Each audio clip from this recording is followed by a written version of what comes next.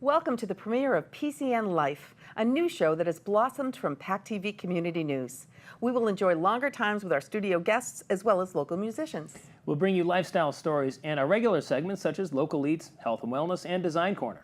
Up first tonight is a far-reaching story that comes from a very small room in Plymouth. That's right, Julie. Long before I got into producing television news segments, I was involved in music and news radio. It started at my high school radio station, then my college station, before I moved on to several different music and news stations from Providence to Boston. Each place I worked at was either owned by a national corporation or eventually bought out by one. This got me wondering how many radio stations are out there that are still operating under their original ownership. Well, we found one right here in Plymouth. And if your commute takes you down Route 3 past exit 7, you've probably seen it every day. Here in Plymouth, you'll find one of the oldest family-owned commercial radio stations around. And with only a handful of them left in the state, where most stations have gone under corporate ownership, that's pretty impressive.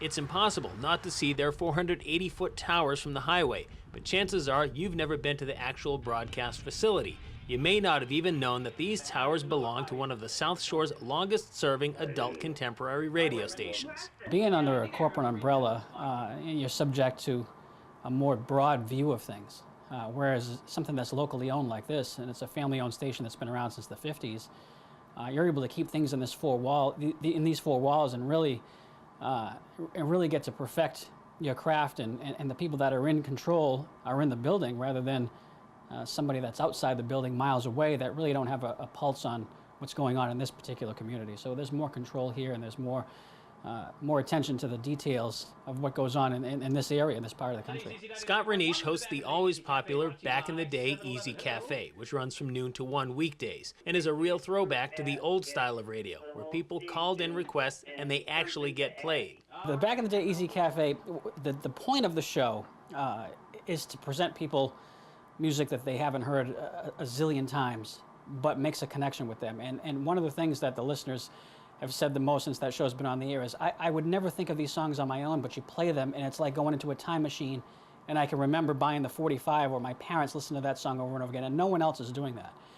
Not to mention the amount of, and you could say friends, that you come to know just by the interaction on the radio. Now, I don't know a lot of the listeners personally, or any of them for that matter, but I still know them. I know where they work. I know when they listen, why they listen. And this is what 50,000 watts of power looks like. Probably not what you might have expected, but that's the beauty of radio. This place might look like someone's humble home, but it sounds like one of the big city stations. And why shouldn't they? Here's a little fun fact. Not too long ago, I worked for a company out of Boston that provided traffic reports, and I used to be the guy that was making your ride home easy on the Easy 99.1 Road Show. Well, a couple of things have changed. I don't work in Boston anymore, and apparently the station is doing just fine without me. WPLM's AM signal signed on in August of 1955, and the FM in June of 1961. Until the mid-90s, this was the big band station. Since 1997, it's been the adult contemporary station that you hear now. You know, when I was a kid, before I even got into radio, I would drive down Route 3 and see the four towers and be fascinated by it. And little did I know I'd be the program director at such a heritage station years later. But yeah, the more you're out in the community and the more you make that one-on-one connection, one listener at a time, the more people are going to follow you around and really listen to what you're doing and the music that you're presenting and the family atmosphere that it is. And because it's a family-owned radio station, it's been in the community for so long, I think people feel a sense of community and a sense of comfortableness when they listen to us. Reporting from WPLM, I'm Brian Sullivan for PCN Life. 99.1. Hi, Scott. Hello there. We are so pleased to have Leslie Cutler, our psychotherapist, on for our first guest on PCN Life. We welcome her, and we're so glad that we can extend her segment to a little bit longer than the 5 minutes we had before. Thank you, Julie. It's wonderful to be here and to have that little extra time. I appreciate that. It's great. And today we're going to talk about toxic people. Yes. Take it away. Thank you. Well, we all know them, and that's for sure. Today I'd like to talk specifically about 7 ways to deal and manage toxic people. And we all have that person in our lives, and perhaps they might even be a friend of ours or somebody that we're close to, but they use any opportunity that they can possibly find to push us down. We might perhaps have an accomplishment or something in our life that we're really happy and pleased about, and they are the person that will, kind of grab criticism by the horns and, and pull it for all it's worth. These are the type of people that leave you literally exhausted after spending a short amount of time with them. Yeah. Highly critical. We all have them, and sometimes it's family members, and sometimes it's people in our circle, sometimes it's work colleagues. And so today, since we all are affected in some way by these type of people, I wanted to talk about 7 ways to kind of manage this, because it's a problem that we all do face. Can I ask you, are the toxic people the ones too that always have to outdo what you say? I mean, we all have people that do that, right? Right, to kind of one-up you. One-up, and they have the last word. They have, and it usually, it's not because they're evil people. Right. It's just because they're feeling so fragile in themselves and who they are that any opportunity to kind of push themselves up at the expense of everybody else. Pushing you down. And pushing you down is, what they'll do.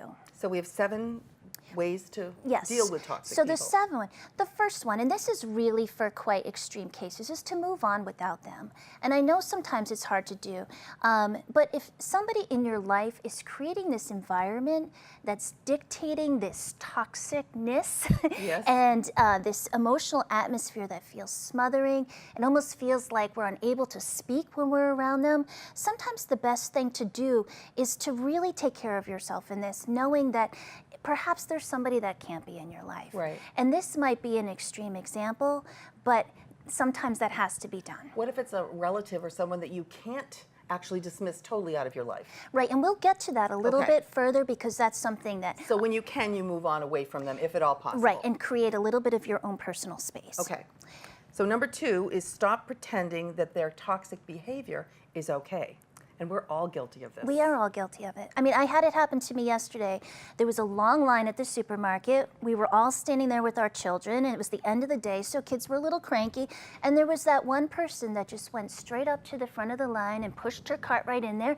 And we all have seen that. But what happens in a case like that is we decide, you know what, it's better that I remain polite. And I'm not going to say a word.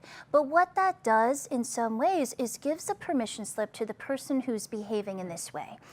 So this is where it's stop pretending that this is okay. There's a very gentle way of saying, oh, excuse me, this woman was next in line, or pointing. Did you realize this is where the line starts? Right, exactly. Yeah, the end of the line is back there. There are ways of doing it without kind of compromising who you are. Right. But as long as you're not saying anything, you're acting like their behavior is perfectly fine. Yep. And number 3 is speak up. And again, this all is... You just did. Right, it's kind of standing up for yourself. I mean, there will always be people that will try to pass guilt and belittle you and put blame and that sort of thing. And, it's very important to confront. And I know that, again, that's not always easy to do. But if their behavior is influencing your life on a continuous daily basis, then you have to say something. And sometimes this can be a bit disarming to them. And sometimes when you're in a conversation with them, a way of approaching it might be something like this. Listen, I've noticed that you seem really angry right now. Is there something that's upsetting you? Or perhaps even, yeesh, you look a little bit bored. Is this not interested to you, or is what I'm saying unimportant to you? Right. And basically kind of calling them on the carpet in some way. Not necessarily that the behavior will change, hopefully it will, but it's your way of saying, like, this is not okay with me, and I'm going to hold that boundary because that is not acceptable. So you're setting the parameters. You're setting the parameters. Yes. Number 4 is put your foot down.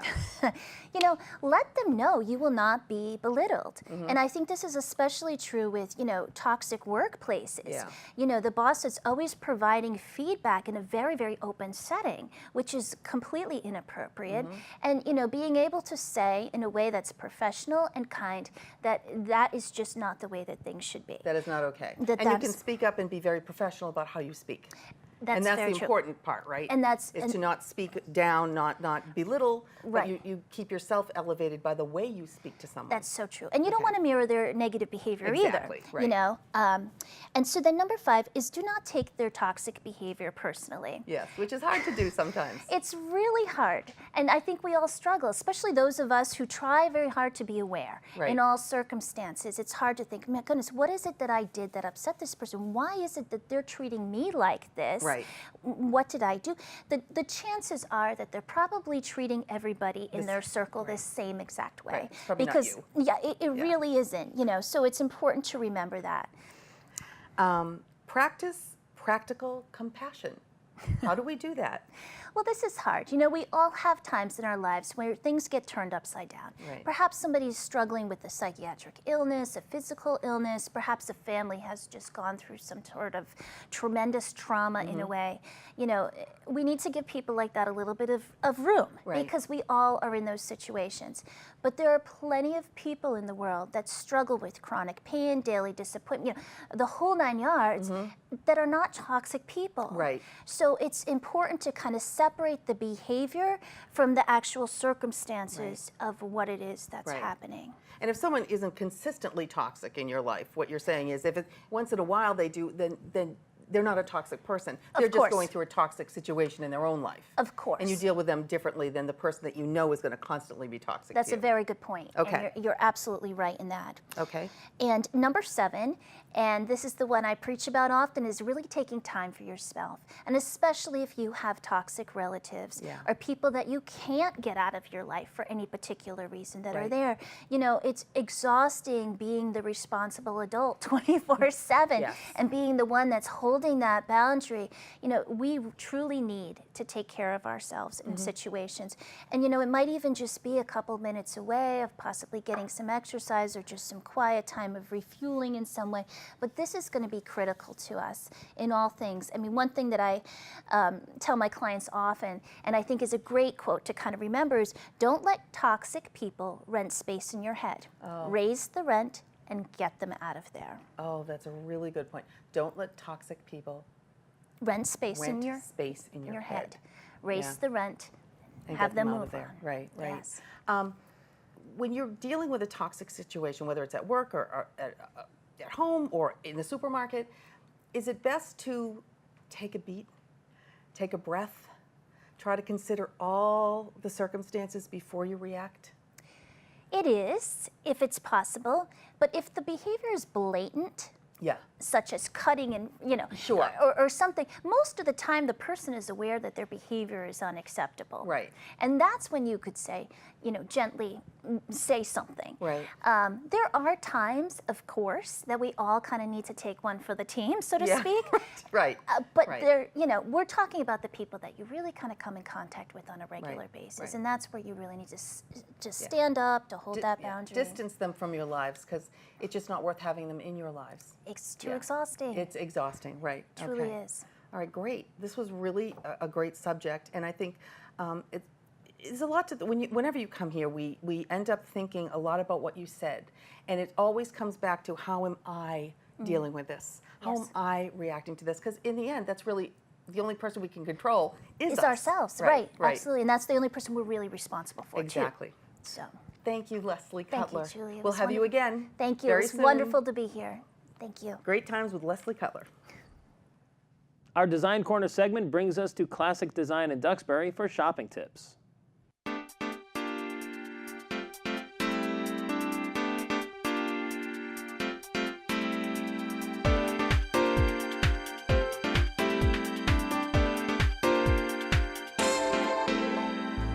Hello, I'm Sandy Murphy, owner of Classic Design in Duxbury, here with PCN's Design Corner to talk to you about furniture shopping. I've found that when people shop, they don't come armed with enough information into the store, so therefore when they purchase something large like a sofa or chair, oftentimes it's the wrong size. Case in point, I was a member of a business group, and I stood before the group and I asked them, talking about interior design, I asked them, so have you ever ordered a sofa, waited 3 months for it to arrive, and when it was delivered, it looked like an elephant in your room? Well, as I looked around the group, many of the members had slid further down in their chairs in answer to my question. So if you've been guilty of that same thing, don't worry, you can see that other people have done the same. So how do we avoid that? Well, first of all, let me tell you that if you had that situation, oftentimes stores won't take it back if it's either clearance or custom ordered. So then, that's financially a big, costly mistake. Let's avoid it by being prepared. If you've ever heard the motto from the Girl Scouts or Boy Scouts, it is be prepared, and we're going to do that right now. Get yourself a 3-ring binder and put some plastic pages inside that are open at the top but not the bottom, so you can tuck things in it. And you're going to label this book My Home and put everything about your home in this book. So let's say you're shopping for your family room. What you want to do is incorporate, if you have wall covering, if you have paint on the wall, put those samples in here. If you have samples of your chair fabrics, your pillow fabrics, incorporate them into your book. A photo of your oriental rug, maybe a photo or actual swatch of a fabric that's on your draperies. It's helpful to take pictures of the other elements in the room. Take a picture of the room. And don't forget, if you're going to be buying a sofa and love seat again and you like the size currently in your space, measure it and put that in your notebook. And lastly, if you're really good, do a floor plan. So what this is all about is you're going to take it with you when you go shopping. Either take the whole notebook or just the pages pertaining to what you'll be purchasing. What this does for you is when a salesperson approaches you and said, how can I help you? Tell them what you want, show them your book, show them the pictures of your room and the style you have. They'll be able to help you a lot better when they see what you're working with. Now this is a great tool to have, and you really should do this for every room in your home. But I realize not everyone wants to take the time or to be that organized or whatever it might be. So the other thing you could do is hire someone who's a professional shopper. And who would that be? Interior designers. We shop for a living for our clients.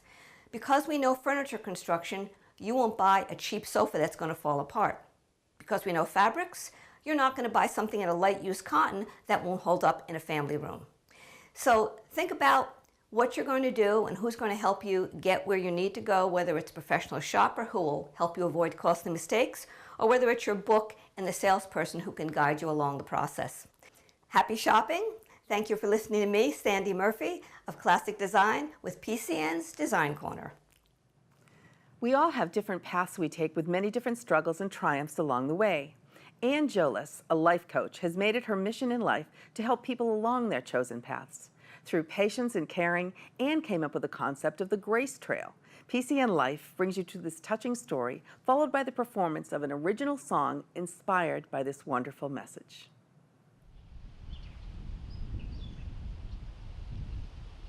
The Grace Trail is an inspirational trail in Plymouth, Massachusetts. And I started it when my son was in Afghanistan in 2012, and I was having a tough time coping. Located at Nelson Park in Plymouth, the area is both scenic and accessible. With plenty of public parking and nearby attractions, Jolis hopes that the Grace Trail will become a destination for locals and tourists alike.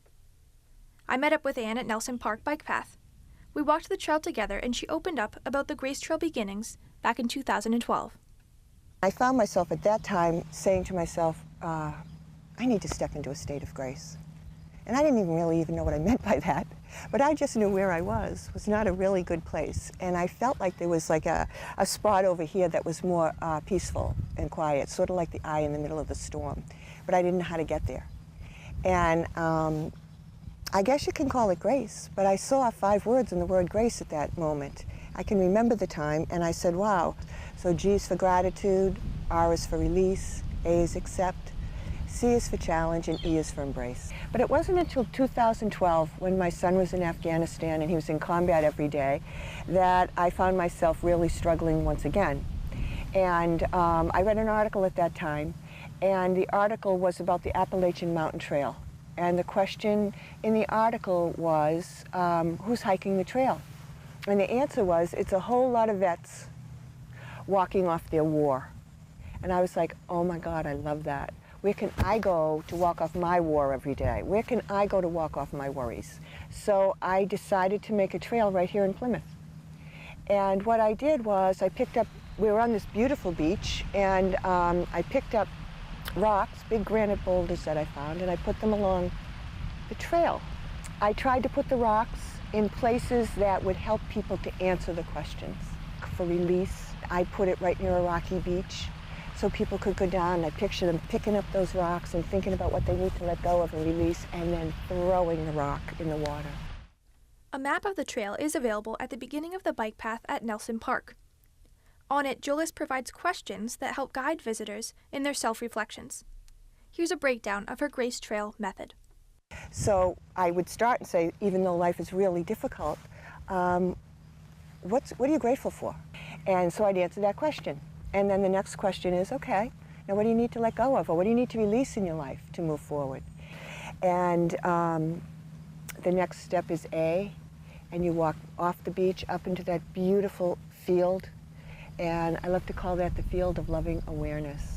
And people can walk through it and say, what's calling out for acceptance in my life? And just be quiet, because the field can help you answer that question. It's just full of life. And that brings you to the top of the road where you'll find a challenge stone. And you say to yourself, okay, what challenge do I want to create? What challenge do I want to choose for myself? And as you walk down the road and you find the E-stone, it takes you back to your car, and it says, what can I embrace as possible? And you answer that. I want people to live their life with a lighter heart. I like to say I bring a light touch to some heavy subjects, and I think the Grace Trail does. Grace Trail encourages you to engage in conversations that matter. The more you ask them, I believe, the more your heart can open up to what's possible. And that's what I want people to walk away with when they walk the Grace Trail. Reporting from the Grace Trail at Nelson Park, I'm Katie Donegan for PACTV Community News. Good evening, and thanks for watching our very first episode of PACTV Community News Life. Tonight we have on a very special guest, Joe Merrick. Good evening. Good evening. So you have written a song that pertains to our last story, The Grace Trail. Could you tell me a little bit about how you got involved in such a moving, inspirational journey? Well, Anne wrote the book Grace Trail, and I've been friends with her for a long time. She's a life coach, and we've done some work together. And she just flat out asked me, would you like to write a song for the Grace Trail? And that's really how it came about. So I had to think inwardly about what grace meant to me, and I came up with this. So it's a very spiritual journey that I think a lot of people struggle with. Was there something about it that really spoke to you that kind of drew you to the project as well? Well, in conversations with Anne, we did the grace practice using G for gratitude. It's really just asking yourself a question. What are you grateful for? What do you want to release? What do you want to accept? And when you go through that and you get quiet and you think inwardly, you're open to spiritual guidance. And hopefully that's what this song does for other people. Well, we'd love to hear it. Take it away. Awesome. Thank you.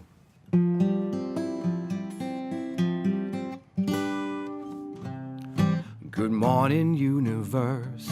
Can you show me the way? I'm done with fighting and falling and worrying and stalling. I came to listen today. I give up on anger. I give up on fear.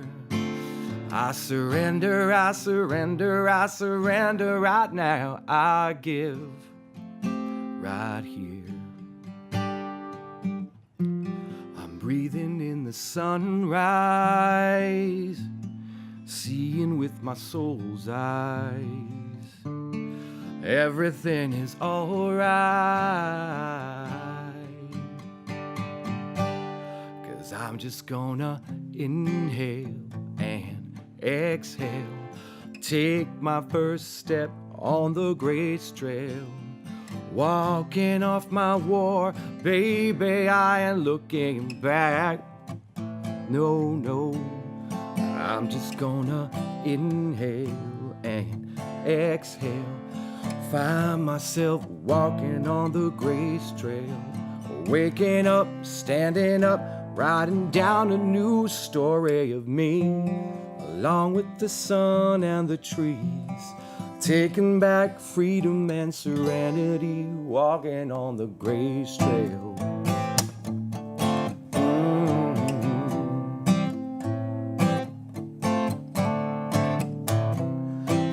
I'm learning gratitude. I'm learning release. Accepting the challenge with courage to change, I embrace with grace. I'm breathing in the sunrise, seeing with my soul's eyes. Everything is alright.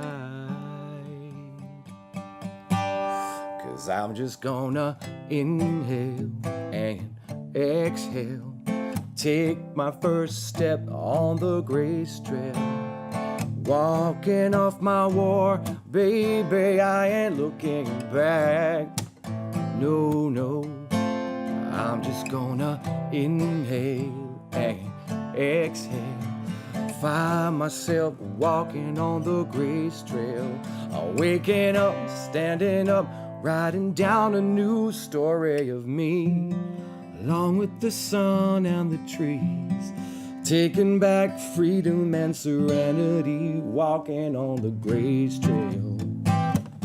Yeah, walking on the grace trail. Walking, talking, oh, we're figuring it out. Oh, step by step now. Oh, we're figuring it out. Oh, step by step, you and me, baby, walking on the grace trail. Thank you so much for that. That was really, really special and wonderful. And thank you for being our first guest on PCN Life. Thanks for having me. We really me. appreciate it. Thank you for watching, everyone, and for watching our first episode. We'll have new episodes every other week. You can find replay times and links on our website and on YouTube. Be sure to follow us on social media. See you next week for more local stories.